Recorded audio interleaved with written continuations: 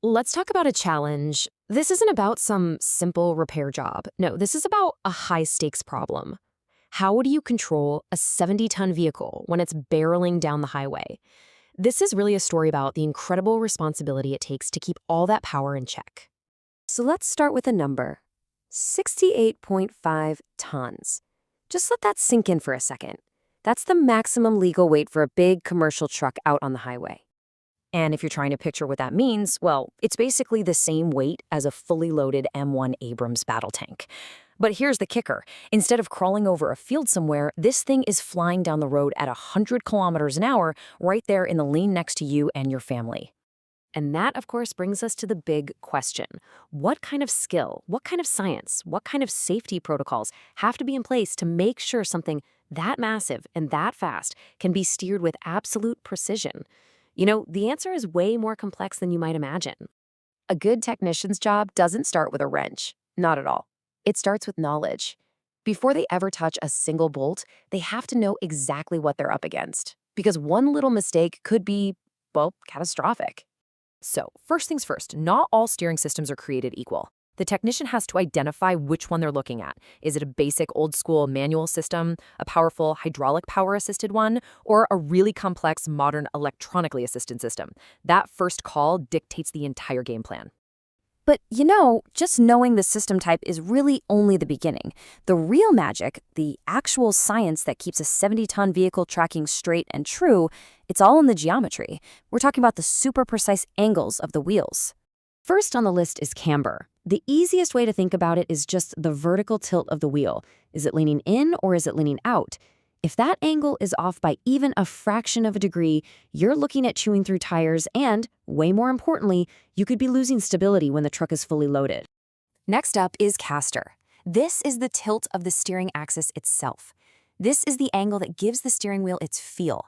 It's what makes the wheel want to naturally return to the center, and it is absolutely critical for keeping the truck stable in a straight line at highway speeds.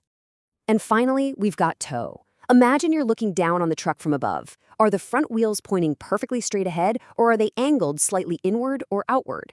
That tiny angle is toe, and it has a direct impact on how quickly the truck responds to the steering wheel. And yep, it also affects how fast the tires wear out.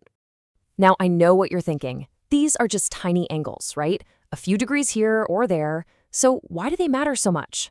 Well, when you take a tiny little error and you multiply it by 68.5 tons of mass, moving at speed, the consequences are anything but tiny.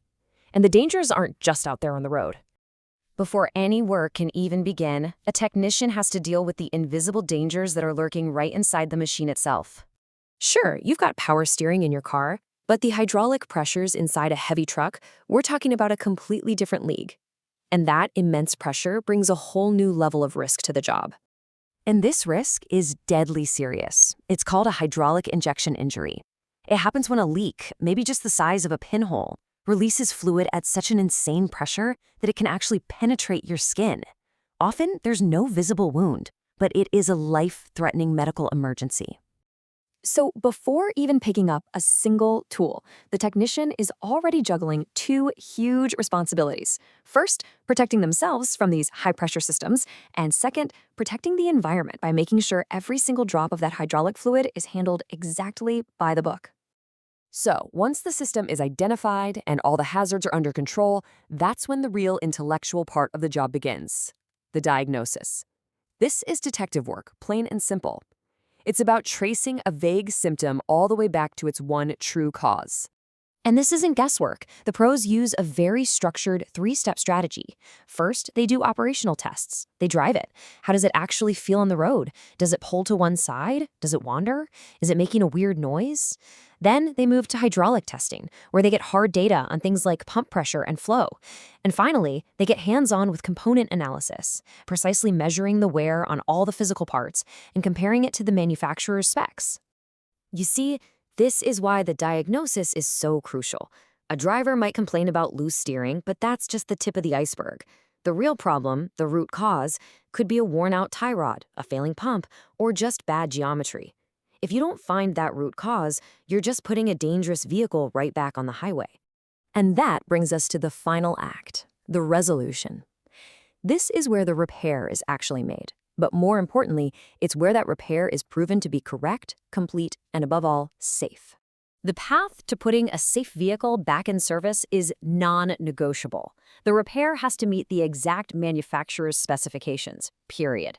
Then comes a battery of tough post-repair tests to confirm everything works perfectly under real-world conditions. That's followed by a final, comprehensive inspection. And every single one of those steps has to be documented, creating an undeniable evidence trail of the work. This whole final process, it's so much more than just a checklist. It's a professional's promise. It's a promise that the 70-ton machine they are releasing back onto our public roads is safe, that it's reliable, and that it's under the complete control of its driver. So the next time you see a heavy vehicle technician signing off on a repair order, just remember what that signature really stands for. Is it just paperwork, or is it a personal guarantee of safety? A promise made to every other person sharing that exact same stretch of road? Definitely something to think about.